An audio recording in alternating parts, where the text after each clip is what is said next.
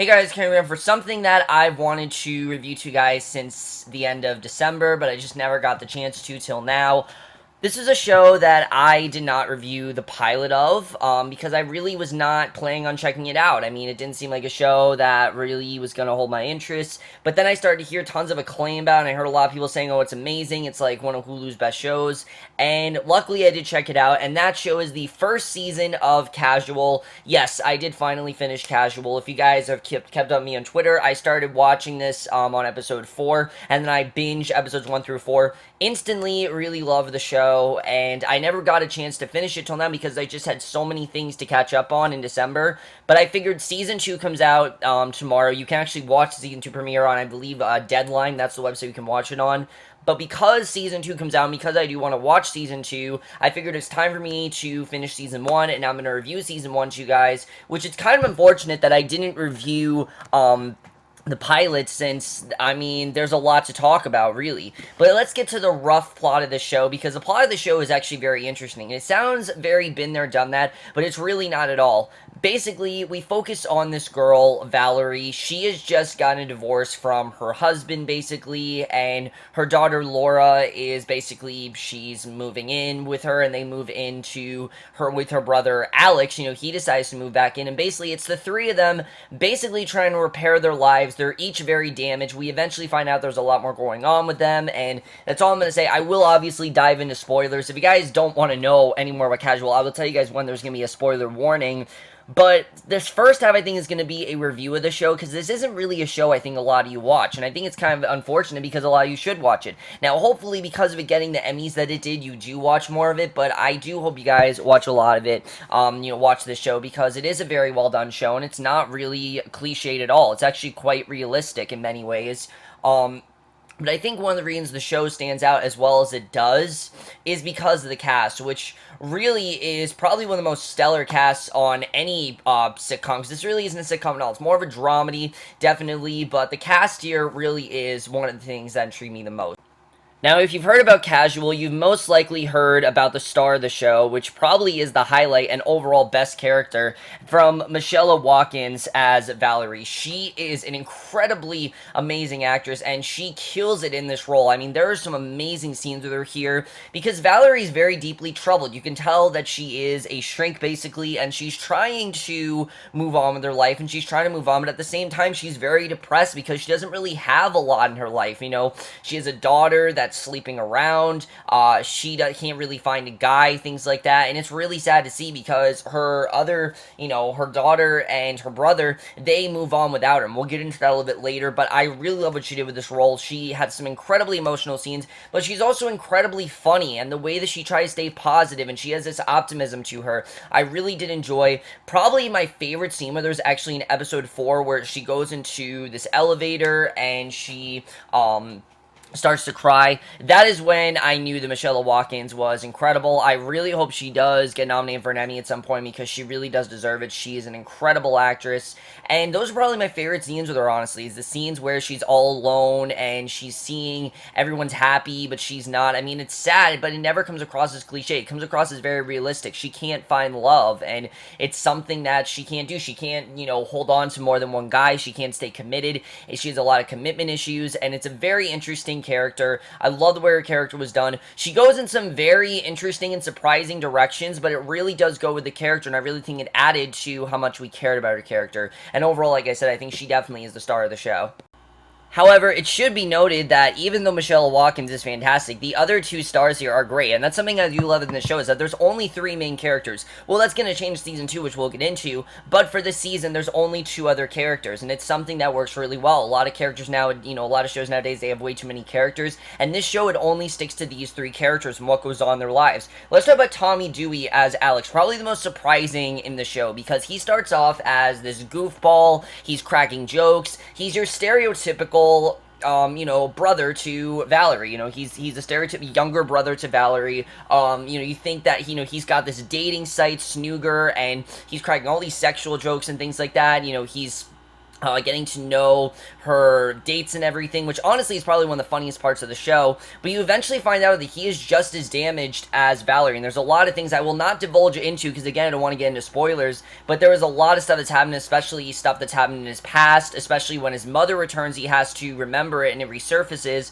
and he did a fantastic job as the season went on. There's a lot more going on with him, and I really did love what they did with this character, because at first I'm like, alright, is he just going to be the guy that cracks jokes? Because, I mean, that's fine, but it seemed like there could be more to his character, and I'm glad as the show went on, they did more and more of this character. They really realized how much of a talent Tommy Dewey really was, and especially his scenes with Michelle Watkins, you know, him and Valerie bonding. Those are some of the best scenes in the show, because these siblings, they depend on each other, they don't want to lose each other, and their bond is probably one of the strongest bonds of the show. I love the way these two work together, and really, I think he is just as great as Michelle Watkins. Even though Michelle Watkins is the star of this show, he really does give as emotional and as complex as a character and a performance as Michelle Watkins does.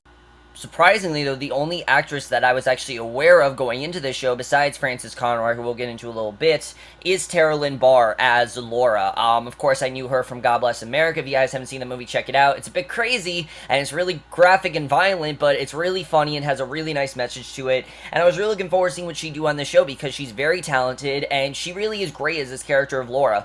Laura's probably one of the most realistic teenagers on TV. I mean, if I had to pick the most realistic, teenager portrayed on TV, it'd be Paige Jennings. That'd be the most realistic teenager performance for me. But I think Laura is just as strong. There's a lot going on there. First of all, there's the fact that she constantly sleeps around with her boyfriend. I mean, she has this boyfriend, Emil, who wants commitment, but she doesn't really want to commit to him. She goes to other guys, things like that. She has sex with them, and her mom is perfectly okay with that. In fact, she lets her have condoms. It's really an interesting relationship. These two are definitely more best friends than they are mother and daughter, mainly because I think Valerie doesn't really see herself as a motherly figure. She sees herself more as just as damaged as her daughter, and they go in a very interesting direction with Laura's character. A lot of manipulation for Valerie and Laura, but their bond as well is really great, and the bond between Alex and Laura I also really love, you know, because Alex, the whole season, he's like, should I step in? Should I try to be an authoritative figure, or should I just be the fun, you know, uncle for Laura? You know, what should I really do here? But I really love what they did with these three characters. I think the three of them as a bond, they just work so well together. All of them are fantastic, and that's something I think worked really well, is the chemistry that all three of them have. Their scenes together are perfection. They really are fantastic. I love finding out more about their characters, and really their performances I really think are something that really elevates the show to not just a regular dramedy, but something that is a lot more complex, and that's something that has a lot more to latch onto, and something that you can really get yourself invested in. So like I said, the cast is fantastic. There are other characters to get into, but they're not main characters in the first season. Like Leon and Dawn, they are going to be main characters this season, but they're not main characters yet. They're only supporting characters. So I'll talk more about them in the spoilers. But the other thing to say about the show is that it's only 10 episodes. You guys can binge it very quickly. You should get through it very quickly. I didn't go through it quickly, obviously. I started, you know, I was on like episode 9, and then I just stopped watching. I don't know what happened, but I did. And then finally I finished watching, thank God.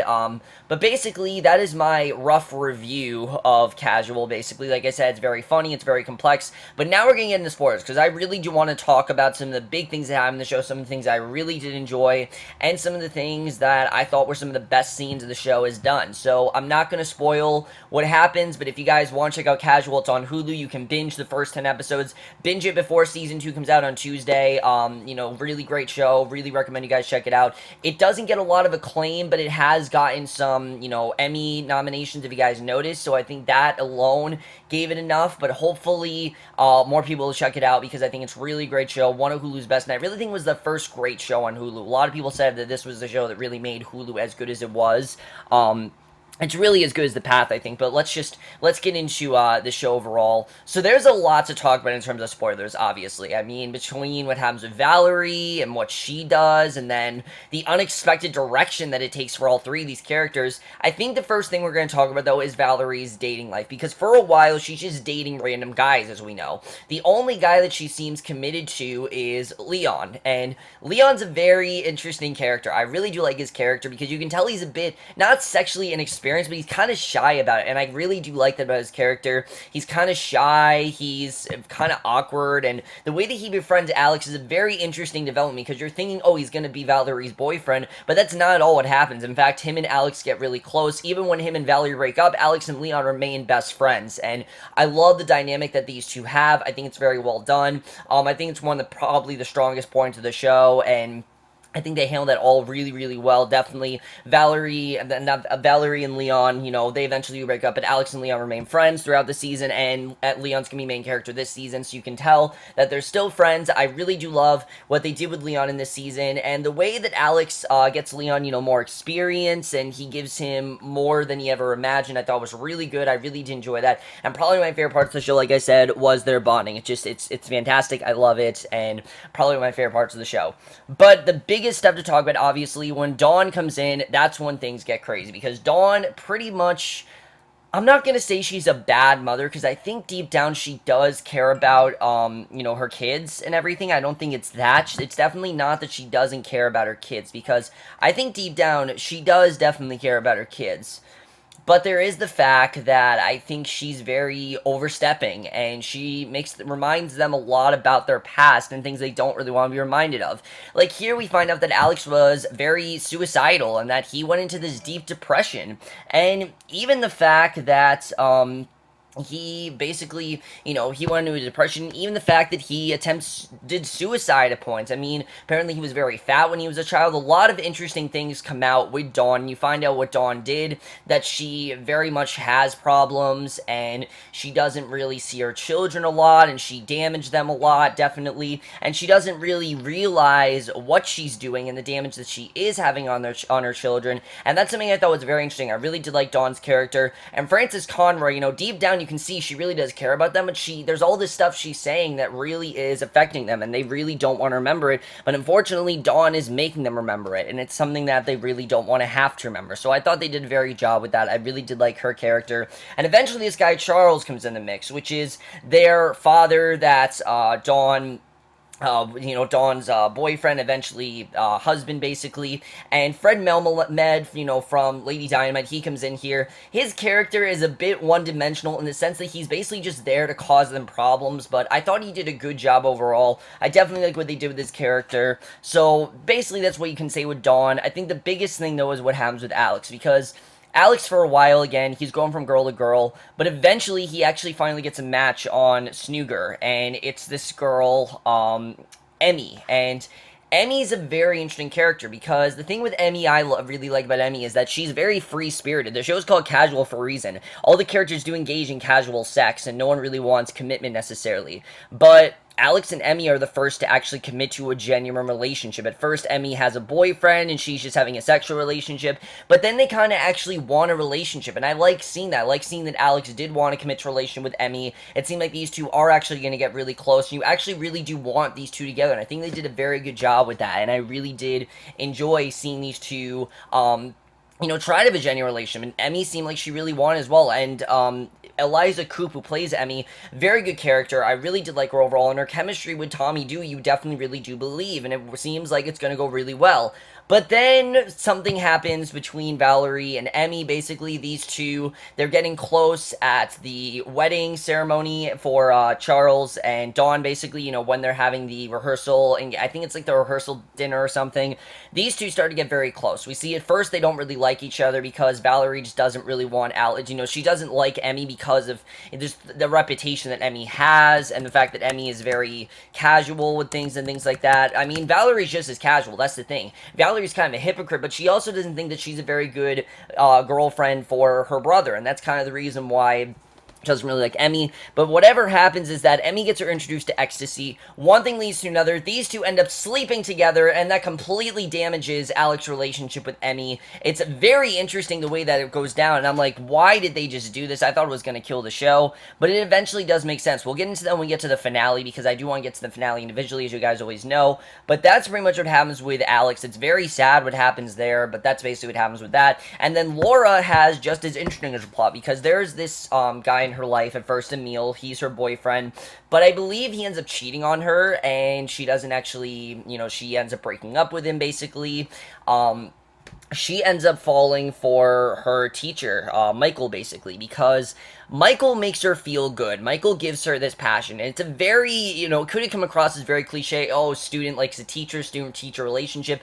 It doesn't come across the way, though. It feels more like Laura likes Michael because he makes her feel good, and he gives her compliments, and he's really the only person that seems like he appreciates her art, and that's something that Laura really wants to be. She wants to be a photographer, she wants to do that stuff, and she starts to want to have a genuine romantic relationship with Michael, and basically to stop this from happening, Valerie starts flirting with Michael. These two end up having sex, which Laura catches them in on, and we get was probably Tara Lynn Barr's best moment of the entire series, where she basically proclaims her love for Michael, talks about how upset she is that Valerie would do this and that she would have sex with someone that she really cares about, and the fact that Valerie completely manipulated her, it really changes their relationship, and for a while you don't know what Laura's going to do. It seems like Laura's going to end up leaving, and there's this guy, Dave, basically. Laura makes things really bad in Thanksgiving as well. Like, she really does fuck things up. Probably one of the most entertaining episodes of the series is when she ends up bringing, her parents and the guy, and, the girlfriend of,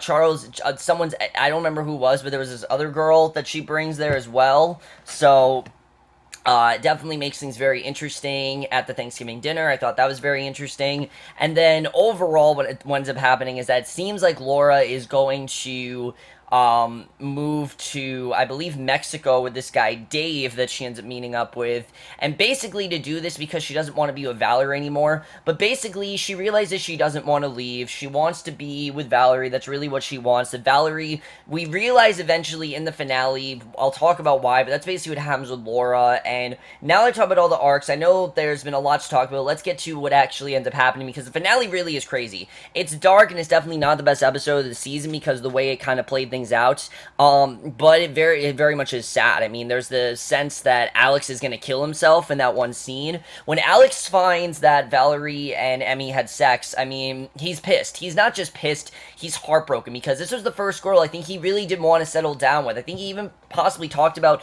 moving in with her or getting together with her. He really wanted to be with her. But we eventually find out why Valerie actually did this, and basically it makes Alex, completely erratic. He's trying to kind of hide it from Leon, but once he finds out that his dog Charles died, he had to put him down, basically. This is the last straw. Alex ends up getting into a car without a seatbelt. We see there's a brick wall, and you can get this sense that Alex is going to kill himself. And why? Because of all the other stories that we've heard. You get that sense that Alex is finally going to kill himself, and obviously, Leon does stop him, thank God, but it's such a well-done scene because you finally see why Alex actually wants to do this. It's not just because of the fact that, his sister slept with his girlfriend. It's the fact that this was someone that he really did care about, and the fact that this was everyone that he seems to care about drifts away from him, and it seems like he can't really settle down and find love that he wants, and it's really sad to see. Luckily, he does him going back to Valerie and Laura, where Valerie confesses that the reason that she had sex with Emmy